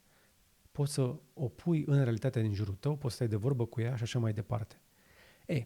După ce am văzut toate chestiile astea, ceva m-a intrigat și am început să sap un pic mai mult. Eu nu găsesc prețurile pe aici. Voi ați văzut prețurile? Pentru că nu le găsesc. După care am zis, hai să mai sap un pic. Și m-am dus în termeni și condiții. Nici aici nu apar prețurile. Ok. Și atunci ce facem? Păi am început să sap și mai mult și am aflat un pic cam ce spun cei care au folosit pe tot felul de forumuri. Și hai să vă zic 2-3 lucruri un pic despre partea cu Replica. Varianta, dacă vrei să stai de vorbă cu audio, să suni, să dai apeluri, adică să vorbești la telefon și să ai o relație emoțională, Replica Pro, abonamentul începe de la $19.99, $20 pe lună, sau $50 pe an, sau $300 pe viață. Ok, unii zic că este scump. Ei bine, unii s-au trezit că de la $300 s-a făcut $600 și, spre exemplu, unele subscripții mai vechi începeau de la 60-150, după care s-au tot scumpit. One-time payment pentru Pro și așa mai departe. Bun. Acum, unii oameni mai zic așa, că apelurile vocale și opțiunile de relație romantică sunt destul de scumpe, sunt destul de proaste pe versiunea free și atunci te forțează să începi să dai bani, deși nu apar prețul aici, vei ajunge la o chestie plătită. Faza care este că în momentul în care te apropii de finalul abonamentului, replica, avatarul începe să se comportă un pic aiurea. Și, spre exemplu, un utilizator spune că a fost forțat să plătească $40 pe lună după un trial de $10 și nu găsea metode să dea cancel la subscripție. Sunt prețuri diferite în funcție de piață. Practic este o zonă în care cei de la replica vânează cumva pe cei un pic, să zicem așa, fragili emoțional, cărora le oferă o astfel de relație, astfel de apropiere și după aceea încep să-i țină captivi, pentru că mulți oameni rămân captivi în astfel de relații cu ani de zile. Iar ei vorbesc deschis despre faptul că poți să ai inclusiv relații intime cu avatarurile lor. Mie mi se pare destul de creepy și destul de freaky să ajungi să depinzi pentru stabilitatea ta emoțională de așa ceva. Hai să mergem și la compania Helsing de AI, o companie de AI care, ce credeți că lansează? Un roi subacvatic de drone de supraveghere. Drone cu AI care umblă subacvatic și care fac supraveghere. Practic, vă dați seama că, din nou, din categoria, dacă asta este ceea ce ne spun nouă, gândiți-vă la ce se lucrează, de fapt, în spate. Am văzut deja ucrainenii folosind cu mare succes deja tot felul de drone navale împotriva rușilor, însă cei de la Helsing încearcă acum să atragă și mai multă clientelă, pentru că se pare că ar fi loc pe piață de mai mult. Dronele acestea încep să fie din ce în ce mai des întâlnite, iar unele dintre cele de care am auzit, apropo, compania Helsing este din Germania. Numele mi se pare drăguț, ales pentru o companie germană. Și ei spun așa că modelele lor cu AI se mișcă de 40 de ori mai rapid, au reacții de 40 de ori mai rapide ca oamenii. Era inevitabil, evident. Și unele dintre aceste drone pot să stea sub apă și să umble enorm de mult timp. Nu scrie în știrea asta, dar citisem o știre zilele trecute despre astfel de drone care pot sta cu săptămânile în patrulare. Pentru că consumă foarte puțin energie, sunt stealth, prin apă nu văd nici sateliții, nici radarele, iar sonarele, iarăși, nu le pot simți decât atunci când sunt de multe ori prea aproape. E un motiv pentru care, spre exemplu, Rusia nu prea mai are flotă în Marea Neagră și viitorul nu mai este al portavioanelor. Viitorul este al dronelor, pentru că chestiile astea mici pot face pagube de mii de ori mai mari decât valoarea unei astfel de drone. Așadar, supremația dronelor din aer se mută și în mare, iar la capitolul drone am văzut niște documentare interesante în ultima săptămână despre avansul dronelor folosite de ucraineni controlate prin fibră optică. Și din cauza asta, pe câmpul de luptă în Ucraina, este o mățăraie de fibră optică peste tot. Fibră optică care, nu știu dacă știți, nu prea se compostează, nu se degradează în mediu, pentru că este de cele mai multe ori fibră de sticlă și e împrăștiată peste tot. Practic, de ce au ajuns să folosească fibră optică? Din cauza bruiajului, dronele controlate prin fibră optică transmit o imagine impecabilă, clară, în timp real, fără întârziere și zboară cu astfel de cabluri de fibră optică și 30 de kilometri din ce am citit, ceea ce mi se pare wow. Dar în același timp, la fel cum va trebui să facă deminare, va trebui să facă și, nu știu, deparazitare de fibră optică de pe câmpiile Ucrainei, dacă vom avea noi șansa în viața asta să vedem pace acolo, pentru că la momentul registrării mele, rușii încă nu au confirmat dacă vor veni la negocierile de la Istanbul cu ucrainenii, pe care toate părțile încearcă să le preseze. Hai să mergem mai departe la SpaceX, care bate record după record la numărul de lansări și săptămâna asta, spre exemplu, sunt tare curios dacă pot eu să vă arăt. Oare mi-apare reclamă dacă dau pe home? De fiecare dată când îmi deschid feed-ul, îmi apare destul de repede o reclamă la Starlink. Pe desktop se pare că nu mi-apare. Există o promoție în perioada asta la Starlink. Nu le fac reclamă, vă spun doar ce am observat. Care, apropo, Starlink-ul dă mai nou 250 de megabiți. Hai că mă duc pe site. Care oferă, pentru cei care și-au planul rezidențial, uite, începe de la 160 de lei pentru planul light. Dar dacă ți iei, spre exemplu, hai să dau Zeletin 1, Order Now, ia uite-l. Există o promoție prin care ei îți dau, dacă ți iei kitul standard, ți-l dau gratis, doar să faci abonamentul pe un an. Deci, practic, poți să le iei cu 1700 de lei reducere și plătești 230 de lei pe lună pentru internet rezidențial, nelimitat, cu viteze chiar și de 250 de megabits pe secundă. Mie mi se pare că este o chestie foarte competitivă. Cum au ajuns cei de la Starlink să poată oferi internet atât de mult, atât de rapid și chiar să facă un pic de dumping la antene ca să te prindă la abonament? Pentru că, apropo, dacă vrei să anulezi după o lună, două, vei fi taxat până la sfârșitul anului. E o chestie pe care o știm de la telefoane mobile. Ei bine, am studiat un pic și se pare că cei de la Starlink, de la SpaceX, au lansat atât de mulți sateliți încât în momentul ăsta au o constelație completă și lansează într-una și au ajuns să facă lansările foarte ieftine. Au ajuns să devină atât de eficienți pentru că refolosesc deja enorm de des. Dar hai să vă zic, vă dau un exemplu. O rachetă Falcon 9 care avea la bord 28 de sateliți Starlink a fost lansată de la Kennedy Space Center din Florida pe 13 mai și este cea de-a 28-a lansare a acestui first stage din rachetă, bucata aia care o tot recuperează. Practic, recordul a fost bătut pentru că pe 13 aprilie o altă rachetă, la 27-a lansare, refolosire, a ridicat 27 de sateliți.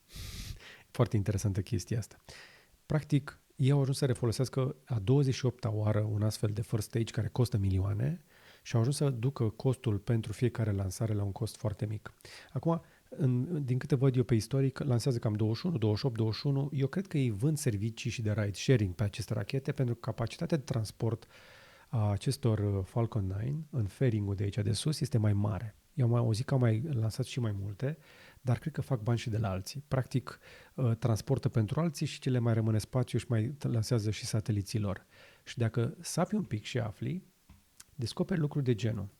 Că cei de la... uite, unde era? Că era pe aici.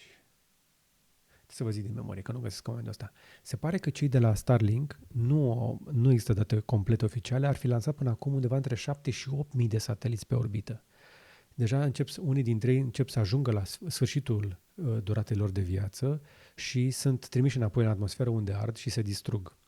Și tocmai de aceea fac lansări în continuu, pentru că trebuie evident să țină pasul și să mențină constelația în funcționare și constelația lor de sateliți este nu doar pentru utilizare rezidențială, că dacă te uiți un pic pe site-ul lor, o să descoperi că nu au doar această antenă de rezidențial.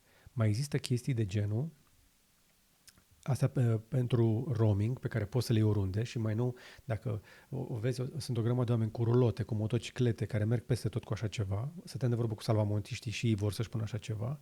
Mai este acest Starlink Mini pe care, vă spuneam, poți să-l alimentezi și de la o baterie externă, dar mai există niște soluții pentru zona de business și alea profesionale. Unde e, mă? Uite, business. Dacă dai pe business, o să vezi că există acest global priority și local priority, cel pe care poți să-l pui mobil pentru companii și cel pentru site-uri fixe, pentru marin și pentru aviație. Și sunt foarte multe companii aeriene care vor lansa anul acesta, v-am mai spus de cei de la United, mi se pare, care vor fi primii, care vor oferi streaming gratis la bordul avioanelor. Practic, o să-ți dea mai multă valoare ca să te prindă. Antenele arată relativ similar, dar au viteze mult mai mari. Iar Elon Musk a făcut recent inclusiv niște teste prin care se juca de la bordul avionului pe o conexiune de satelit. Cam atât de avansați sunt cei de la SpaceX în momentul acesta. Dar hai să vă arăt un pic niște prețuri, totuși. Order now, global priority. Cam cât e?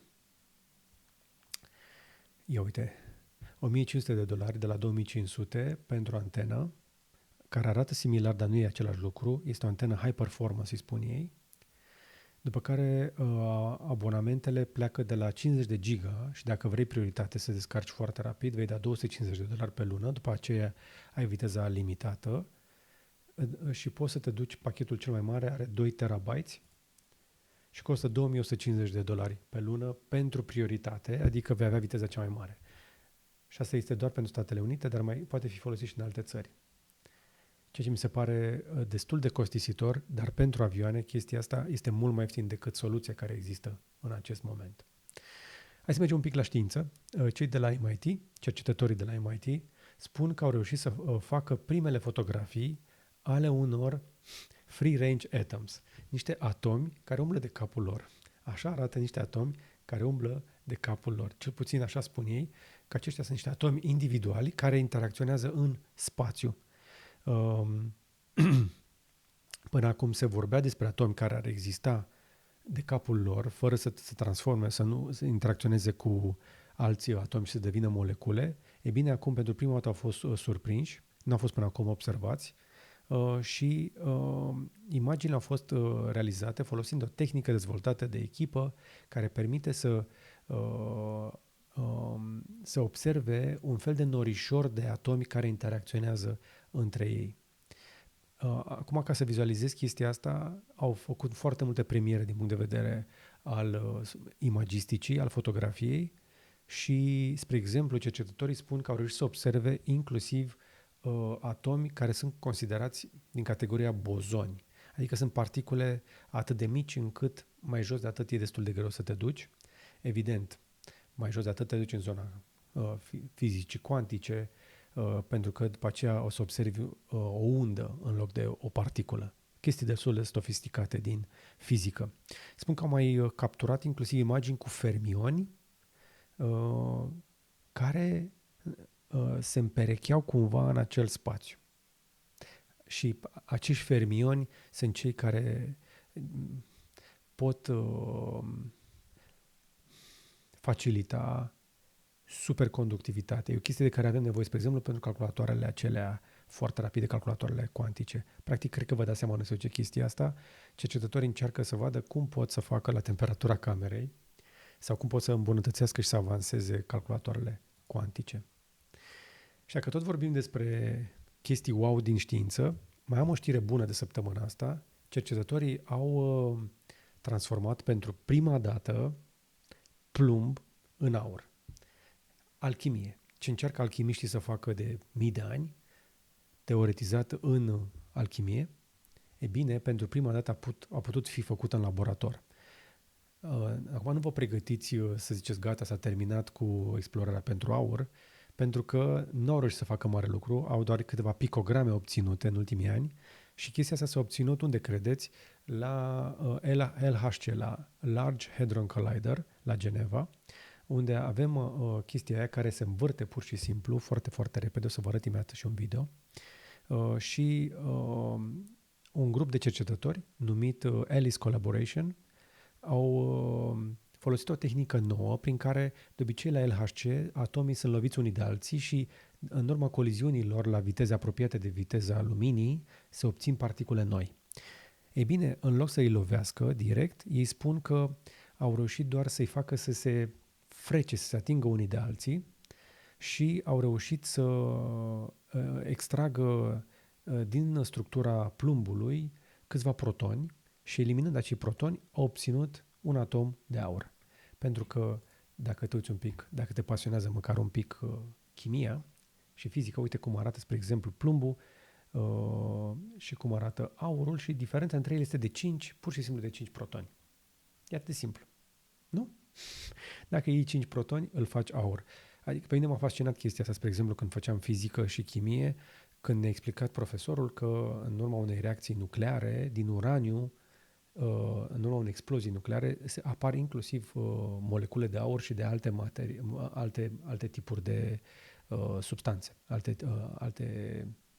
substanțe, alte materiale. Pur și simplu, uraniul este atât de instabil, atât de a ieși radioactiv, încât poți să obții din el și altceva. Dar plumbul seamănă izbitor cu aurul și o să vedeți chestia asta, că mie mi se pare interesant lucrul ăsta. De foarte multe ori, metalele care sunt aproape unele de altele în tabelul lui Mendeleev se și comportă foarte similar. Au proprietăți foarte asemănătoare. Și plumbul și aurul sunt metale moi. Le poți rupe cu mâna, le muști cu dinții. Nu recomand neapărat cu plumbul, dar înțelegeți voi la ce mă refer. Uite, v-am promis și o animație de la LHC. Este un articol mai detaliat care explică cum se face chestia asta de la LHC. Cam așa arată acceleratorul acela și este pur și simplu un mare cerc și unul și mai mare. Și, practic, sunt accelerate particulele într-un sens și în celălalt și la un moment dat sunt făcute să se întâlnească. Ia uite, sunt accelerați în cercul inițial, pe aia trimiți în cercul mare și apoi se lovesc. Ei trec într-o fracțiune de secundă prin kilometri, aceia 10 de kilometri, dar în momentul în care se învârt, ajung să se intersecteze în punctul acesta Atlas și când se lovesc, când se ciocnesc acolo, în urma impactului, e ca la o tamponare. Știi vorba aia că zice că și-au amestecat culorile când s-au tamponat? Ei bine, se tamponează, se rașchetează unul pe altul și plumbul ajunge să ia aia 5. De fapt, plumbul pierde 5 protoni și devine aur. Da. Cam asta e teoria simplificată. Îmi cer scuze celor care sunt mai sofisticați de atât. Cercetați voi mai multe și aflați de pe Science Alert dacă vreți să aprofundați, că știu că mai avem și fizicieni și chimiști buni în țara asta. Și apropo de fizică, chimie avansată, cei de la General Motors au dat publicității niște informații prin care spun ei că vor lansa o baterie de ultimă generație, o premieră care va folosi ceva mai puține metale rare, pământuri rare, dar e bazată tot pe litiu cu mangan. Manganul e mai ieftin, mai ușor de găsit și bateriile acestea prismatice vor fi băgate deja în producție și vor fi folosite în mașinile de la General Motors, mai ales tracurile lor, încă din 2028. Uite, spre exemplu, aceste baterii LMR sunt deja în testare în laborator și acum o să vă spun un pic de context. E bine, și Ford a anunțat o intenție de a lansa astfel de baterii LMR înainte de 2030, dar Ford are deja un avans considerabil cu F-150 Lightning, care este un truck foarte bine vândut în Statele Unite. E un motiv pentru care nu-l aduc în Europa, se vinde foarte bine acolo. Acum, de când cu războiul tarifelor, ar fi un pic mai complicat. Ei bine, piața asta crește, sunt mai mulți americani care vor așa ceva și bateriile astea prismatice, se pare că, încă o dată, 300 din astea, ia uite, nu? Da. 300 de astfel de baterii au fost testate deja de cei de la GM și spun că sunt deja mai rezistente, mai fiabile, cu o durată de viață mai lungă și mai ieftine. Costul, spre exemplu, uite, a fost redus cu $60 pe fiecare kWh doar anul trecut, iar chestia asta, fiecare dolar tăiat din costul ăsta, ne va aduce într-un punct în care, tot mai des vorbindu-se în această industrie, despre faptul că o schimbare de baterie va fi mai ieftină decât o intervenție la un motor termic. Practic, asta este ultima barieră pe care trebuie să o mai bată constructorii de automobile pentru a convinge pe toată lumea că nu e așa o mare problemă dacă mașina ta a ieșit din garanție sau dacă bateria s-a defectat. Deși au tot mai puțini oameni care au probleme cu bateriile de la mașini electrice, acestea de într-adevăr se degradează, dar eu, spre exemplu, mi-am făcut astăzi revizia la mașină și mi-am făcut o programare de service înainte să ies din garanție. Garanția pentru suspensii și chestii de genul ăsta este 80.000 de kilometri și am vreo 180.000 la baterie. Și cu ocazia asta mi-am făcut și o evaluare a bateriei, poți să-ți faci oricum și acasă. Eu mai am 91% capacitate la bateria mașinii după aproape 4 ani și 81.000 de kilometri aproape. Nu e rău, pentru că de foarte multe ori automobilele la 80.000 de kilometri nu mai păstrează 90% din puterea inițială a unui motor termic. O chestie interesantă, oricât de bine îți întreții motorul, Din momentul în care ai început să mergi cu mașina aia, vei pierde progresiv ca ai putere. După 5, 6, 7, 8 ani și peste 100.000 de kilometri poți să pierzi zeci de procente din puterea unui motor diesel, spre exemplu. Așadar, la mașini electrice, motoarele sunt mult mai fiabile, pot ține mult mai mult, dar și bateriile încep să devină din ce în ce mai fiabile, dar și atunci când se strică vor putea fi înlocuite mai ușor. Și cu asta mă apropii de final, dar înainte să plec, am o recomandare bună de film. Am văzut mai multe filme în ultima perioadă, dar nu văzusem Mickey 17, pe care pot să-l recomand cu toată inima. Eu m-am distrat, e făcut un pic diferit, e un pic socialist așa, dar e fain lucrat. Adică mi-a plăcut Robert Pattinson, cum a jucat foarte bine. Filmul este delicios. Are o grămadă de metafore, are și un pic de umor. Este o poveste foarte faină despre cum noi oamenii putem strica lucrurile, despre cum unii capitaliști sunt absolut idioți și vei găsi cu mare bucurie și nume foarte cunoscute, pentru că sunt și câteva vedete mari în acest film. Și, spre exemplu, mie mi-a plăcut în mod special Mark Ruffalo. Adică Hulk, dacă îl știi pe Hulk, Mark Ruffalo joacă foarte bine în filmul ăsta. Este delicios cum intră în rolul miliardarului idiot. Dacă ai nevoie să râzi de niște bogați, poți să o faci în Mickey 17. La capitolul cripto am avut o săptămână bună. Și am avut o săptămână bună pentru că, în sfârșit, americanii s-au înțeles cu chinezii.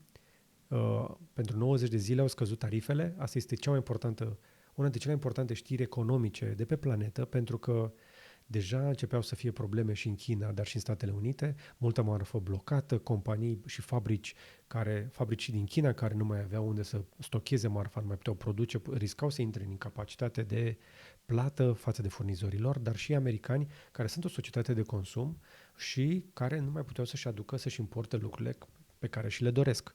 Și deși chinezii s-au ținut ei destul de bățoși, am auzit o știre fixă astăzi, cum că existau negocieri în Statele Unite încă din aprilie pentru acordul care a fost realizat săptămâna aceasta la Geneva de americani împreună cu chinezi pentru a reduce așadar tarifele pentru 90 de zile și până atunci să ajungă la un acord final, astfel încât să reînceapă schimburile comerciale. Vor exista taxe vamale, dar vor fi sensibil mai mici. Asta este prima veste bună, iar o veste și extrem de importantă. Hai să vă arăt niște imagini cu Trump, cu MBS. Este fantastic ce bromance este între Donald Trump și Mohammed bin Salman. Donald Trump și n-a fost singur acolo, a fost împreună și cu Jared Kushner, dar și cu Elon Musk. A fost în Arabia Saudită, miercuri a fost în Qatar, o să mai meargă și în Emiratele Arabe Unite. La momentul registrării mele este în Orientul Mijlociu, unde a bătut palma pentru business, nu știu dacă sunteți la curent, de vreo 600 de miliarde de dolari cu saudiții. Și sună mult așa când auzi chestia asta, dar este enorm și, spre exemplu, încerc eu să găsesc un tabel să vă zic cam pe ce au bătut palma. Pentru că o să încerc să aflu și vă spun imediat. Am auzit de niște dealuri făcute prin care saudiții nu doar că vor cumpăra echipament militar de peste 160 de miliarde de dolari, ci vor avea inclusiv servicii de îmbunătățire a întregii capacități de supraveghere de la FBI. FBI-ul va oferi upgrade tehnologic acolo. Și nu este singura chestie. Vor cumpăra avioane Boeing, vor cumpăra o grămadă de chestii și vor investi niște zeci de miliarde în data centere pentru inteligența artificială în Statele Unite. Saudiții investesc și în Statele Unite și le cumpără și marfa și este pentru prima dată când americanii se duc acolo în zonă pentru business, nu pentru a lua petrol la schimb, ci pentru a lua doar bani pe care saudiții iau de la rândul lor de la alții, dar asta ne arată cât de adânc sunt buzunarele saudiților și cât de mare încă o dată este bromance-ul dintre unii și ceilalți. Ia să vedem un pic dacă găsesc Grok, ok. What did the Saudis buy from Trump? Am pus-o așa simplu, că o să înțeleagă el la ce mă refer. Apropo, sunt discuții săptămâna asta și despre faptul că Donald Trump a acceptat un avion privat, un 747 modificat luxury de la Qatarezi. Așa, 600 de miliarde. Deci, energie și AI, 20 de miliarde în data center, cum spuneam, 5 miliarde în avioane 737, 8 sunt alea pentru mediul curier, sunt avioanele mai degrabă de low cost, dar destul de eficiente. Armament, 142 de miliarde. Cele mai avansate avioane de vânătoare de la 12 companii americane, echipament inclusiv pentru space, pentru echipament spațial, rachete și sisteme de apărare antiaeriană cu rachete, maritimă și securitate costieră, securitatea granițelor, modernizarea forțelor lor de infanterie și așa mai departe. Practic, o să le dea inclusiv avioane F-35. Dincolo de bromance-ul și de I like you too much între Trump și MBS, dealul acesta însă este foarte important dacă îl pui în contextul cu Iranul. Nu vreau să intru în multă geopolitică, dar în același timp Donald Trump a vorbit în Orientul Mijlociu despre faptul că vrea să ajungă să facă un deal și cu iranienii dacă nu o să-i lasă să-și facă armă nucleară și tot săptămâna asta au ieșit niște informații cum că iranienii ar avea doar 2 săptămâni, ar mai avea nevoie de doar de 2 săptămâni pentru a obține o armă nucleară și dacă vreți să înțelegeți mai bine de ce își doresc arma nucleară iranienii, o să ziceți că ok, pentru protecție, nu? E bine, nu trebuie decât să te duci și să-l urmărești pe Ayatollahul Khamenei, că o să spune el, cu gura lui, de ce vrea arma nucleară. Apropo, postez zilnic, de foarte multe ori. Sunt foarte multe postări. Intrați și uitați-vă voi. Nu vreau să intru într-o discuție lungă despre fundamentalism, dar dacă citești chestia asta, o să înțelegi de ce este o prostie, de ce cred eu că este o greșeală să pui la putere un fundamentalist pe cineva care amestecă statul cu religia. Și cu asta mă apropie de final. Vă mai spun doar că pe partea de cripto puteți să ne urmăriți și pe canalul Cripto Vineri. Mai multe despre Trump, cum a salvat el din nou piețele. Apropo, mai și la iveală și că o companie chineză din spatele cumva TikTok ar fi cumpărat monedă Trump de vreo 300 de milioane de dolari. E o informație, nu este sigură, dar o să intrăm în detalii luni seara. Și cu asta la final, când vreau să vă spun ceva. V-am promis că la final o să vă zic un pic cum văd eu partea asta de alegeri și cum am gândit-o. Și după cum probabil știți, din totdeauna de când fac eu jurnalism, nu am spus nimănui niciodată cum să voteze și nu o să încep azi. Dar o să vă spun la ce mă uit eu când o să votez data asta, pentru că de data asta, mai mult ca niciodată, alegerea este destul de simplă. Și cei mai mulți care mă urmăresc sunt convins că deja și-au făcut propria lor opțiune. Dar hai să vă zic cum am ajuns eu la concluzia asta. Eu sunt unul dintre cei care a fost luat la mișto în copilărie că eram premiant. Nu mă laud cu chestia asta, nu prea o povestesc des, dar o să vă zic chestia asta, așadar o să mă laud aici cu faptul că eu, între clasa 1 și clasa 8, am luat numai premiul 1. Și erau întotdeauna niște colegi pe acolo care am aflat eu că mă bârfeau că aș fi tocilar sau că aș fi nu știu cum. În liceu am fost chiar bullied că eu învățam prea bine și că aveam o freză de oaie. Și e nasol să fii luat la mișto doar pentru că tu te preocupi de învățat și că nu ești la petreceri și că nu prea știi cu din astea. Eu am ratat multe chestii în copilărie și în liceu, petreceri, eu nu prea am fost în discotecă, nu prea am pierdut nopțile și cred că nu mi-ar fi stricat un pic mai multă distracție în partea aia vieții. Dar asta m-a ajutat să avansez și să-mi schimb de 2 ori clasa socială. Vin într-o familie cu posibilități destul de reduse, dar astăzi nu sunt nici sărac, nici bogat. Dar sunt bine și nu depind de nimeni. Și nu sunt nici înger, dar nu sunt nici pleavă. Și nu sunt nici vândut și nu sunt nici nu cumpăr pe alții. Ce încerc să vă spun este că cred că avem capacitatea fiecare dintre noi să ne schimbăm destinul și că e o chestie faină să fii deștept și muncitor, nu doar să ai gura mare. Și cred că avem o ocazie bună chiar dacă nu avem opțiuni perfecte niciodată, dar avem o opțiune bună și o opțiune clară și după dezbaterile din ultima perioadă, eu cred că este ușor pentru oricare dintre noi să vadă cine doar vorbește și cine este în stare să dialogueze și să-și asume lucruri și să ne dea speranța că recesiunea care vine sigur nu o să usture atât de mult doar pentru că vom da vina pe oricine altcineva. Eu nu cred că aceste alegeri vor trece așa foarte smooth, foarte ușor. O să mai iasă ceva scântei și asta pentru că e clar că avem o luptă între Călin Georgescu și oricine altcineva, dar pentru mine cea mai mare bucurie este că nu avem un candidat nici de la PNL, nici de la PSD în turul 2. Adică oricare iese dintre cei doi, îmi pun speranța, deși unul dintre ei sunt destule informații că... dar îmi pun speranța că nu vom mai avea PSD la putere.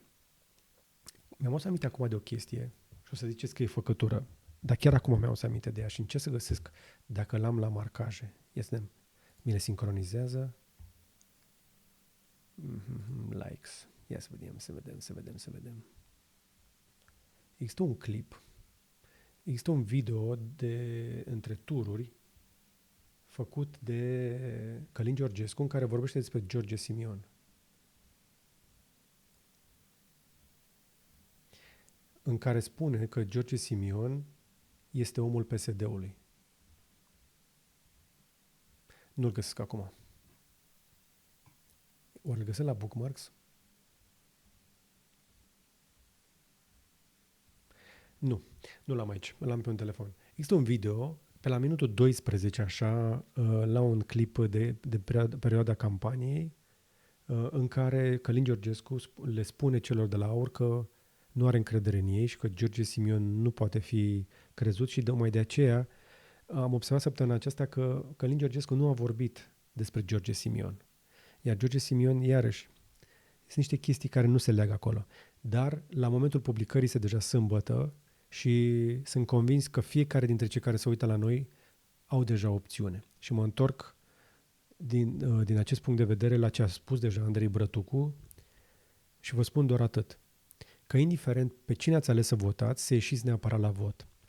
Chiar dacă o să iasă George Simion sau chiar dacă o să iasă Nicu Șordan, avem nevoie de oameni mulți la vot pentru ca acel candidat să câștige clar. Indiferent cine câștigă, avem nevoie de o victorie clară care să nu poată fi pusă sub semnul întrebării, să nu avem mișcări de stradă și alte chestii, pentru că suntem deja toată lumea geană pe noi și felul în care se vor termina aceste alegeri vor da semnale foarte puternice și companiilor și piețelor. Este horror ce se întâmplă pe zona de business. Numai în ultimele zile am auzit o grămadă de oameni care și-au pus pe stop toate investițiile, toate cheltuielile și au zis mai vorbim după 19 mai. Toată lumea spune chestia asta. Mie mi-e teamă că după 19 mai, dacă lucrurile nu se așează, nu se reglează repede, indiferent cine vine la putere, această amânare riscă să devină un stop lung. Și chestia asta deja ne-a pus pe toți în mare dificultate și noi suntem în mare dificultate deja de multă vreme. Iar recesiunea a început deja, iar marketingul este întotdeauna primul lovit. Și îmi doresc să se termine o dată cu alegerile ca să putem să mai facem și un pic de publicitate, astfel încât să putem trăi. Suntem la fundul sacului noi, mulți creatori, nu mai câștigăm mare lucru decât de pe urma voastră, direct din publicitatea de pe YouTube, din alte colaborări din reclamă, pe care să vi le pun aici ca plasări sau alte lucruri și să putem face mai mult content, nu există. Tocmai de-aia îmi doresc să termine chestia asta și să revenim cu toții la muncă, pentru că indiferent cine o să vină la putere, trebuie să ne punem foarte repede cu burta pe carte și să ne apucăm de muncă. Trebuie să ne apucăm de treabă și trebuie să muncim serios, pentru că acea gaură din buget tot noi o vom plăti. Niciun partid nu o să vină cu bani de acasă, nu o să-i printeze nimeni, nu o să-i scoată nimeni din pușculița proprie și în niciun caz nu o să-i recupereze DNA-ul de la toți securiștii care ne fură de 35 de ani. Așadar, cam atât pentru astăzi. Mergeți la vot, votați cu cine vreți voi, dar votați neapărat astfel încât rezultatul să fie clar. Fiecare decide pentru el, eu v-am spus cum am gândit-o, vă mulțumesc că mă urmăriți și că ne susțineți. Vreau să le mulțumesc mai ales membrilor noștri care au abonamente lunare, de pe urma cărora trăim în perioada asta și dacă ai văzut produsele alea de sub, poate îți cumperi ceva de acolo, mai avem niște linkuri în descriere și cu asta am ajuns la final. Dă un like dacă ți-a plăcut, un share să vadă și prietenii și un subscribe dacă n-ai făcut-o deja și până data viitoare să vă fie numai bine. Doamne ajută să fii mers recu și dacă acest curios te-a ieșit bine, cred că mai facem cu OBS-ul, că cred că am mai învățat și eu câte ceva. Numai bine!